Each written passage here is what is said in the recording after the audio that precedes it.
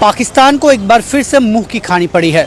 जिस तरह से ज़माना डिजिटल होता नज़र आ रहा है, उसी तरह से आतंकवाद को भी नए आधुनिक तरीक़ों से लैस करने की कोशिश पाकिस्तान की लगातार की जा रही है। लेकिन जम्मू कश्मीर पुलिस के जाबाज सिपाहियों की वजह से उनके इन सभी तरह के जो मंसूबे हैं वो कामयाब नहीं हो पाते हैं। आज सुबह ही कानाचक एरिया में पाकिस्तान की तरफ से भेजा गया एक हेक्साकॉप्टर जो है वो पूरे असले के साथ जम्मू कश्मीर में दहलाने के लिए पहुंचा था, लेकिन उससे पहले ही उसे उसकी इस मंशा को जाहिर नहीं होने दिया और इस हेक्साकॉप्टर को जम्मू कश्मीर पुलिस द्वारा तलाश कर ली गई और उसे अपनी हिरासत में ले लिया गया। आपको बता दें कि इस हेक्साकॉप्टर में बतौर उसका जीपीएस लगा हुआ था, उसमें फ्लाइंग कंट्रोलर था और इसकी 6.5 फीट की हाइट थी, 6 इसके विंग्स थे, 25,000 mAh इसकी बैटरी थी, 2 एंटीना थे, 4 बैटरी थी और करीब अपने साथ 5 किलो आईईडी लेकर ये करीब आईबी से 6 किलोमीटर की अंदर दूरी तय कर कानाचक में इस पूरे असला बारूद को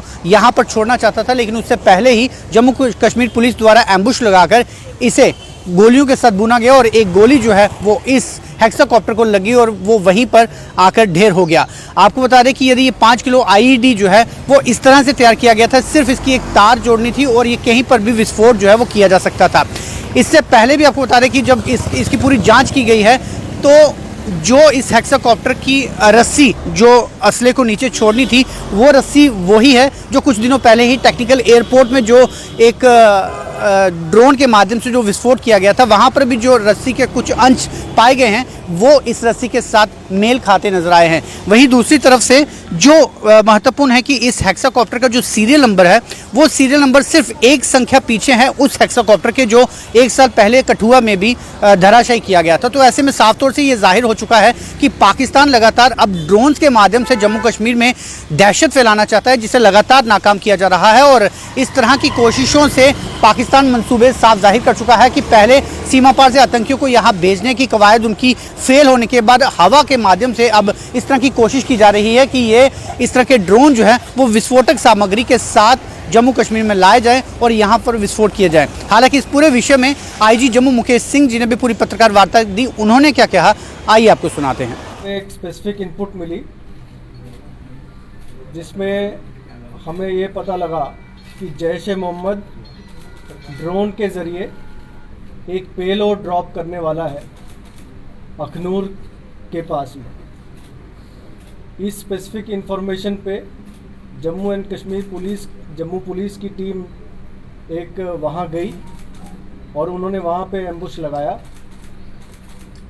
और तकरीबन 1 बजे रात को एक ड्रोन नज़र आया जिसने पेलोड को ड्रॉप करने के लिए हाइट नीचे की।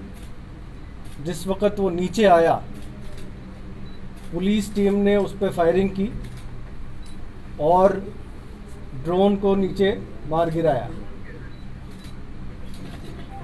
ड्रोन के साथ एक पेलोड था जिसका वज़न तकरीबन 5 किलो था और जो बहुत अच्छे तरीके से पैक्ड था। उस पर एक आईडी थी जो तकरीबन तैयार हालात में थी, सिर्फ तार जोड़ के उसको प्लेस करने की ज़रूरत थी और वो आईडी में धमाका हो जाता। ड्रोन की जो एक प्रिलिमिनरी एनालिसिस की गई है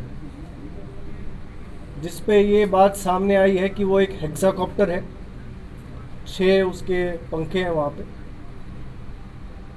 उस पे फ्लाइट कंट्रोलर है, जीपीएस लगा हुआ है और इंटरेस्टिंगली उस ड्रोन की जो फ्लाइट कंट्रोलर है उसका जो सीरियल नंबर है और जो 1 साल पहले ड्रोन कठुआ में गिरा था उसका सीरियल नंबर, दोनों में सिर्फ 1 डिजिट का फ़र्क है,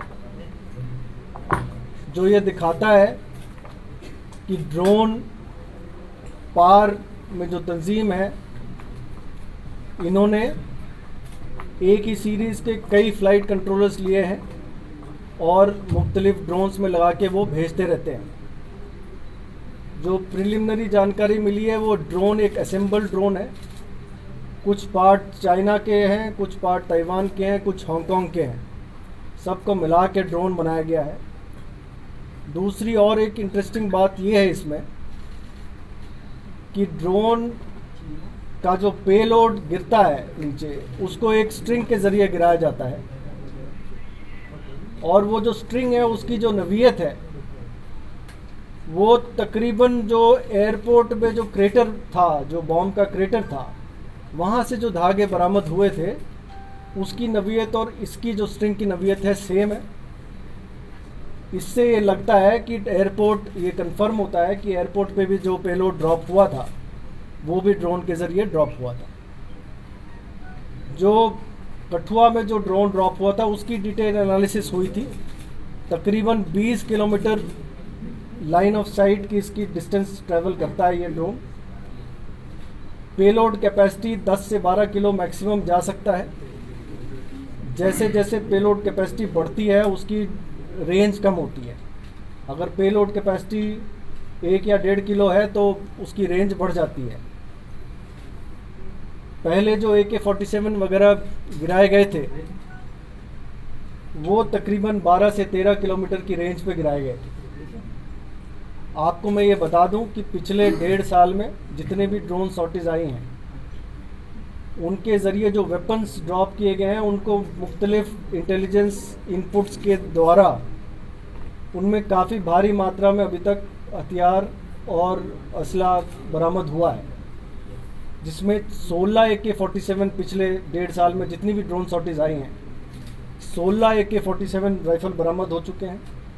3 M4 US मेड राइफल्स बरामद हुए हैं। 34 पिस्टल बरामद हुए हैं। 15 ग्रेनेड बरामद हुए हैं और 18 ID, जिसमें कि 15 छोटे ID और 3 बड़े ID ये बरामद हो चुके हैं।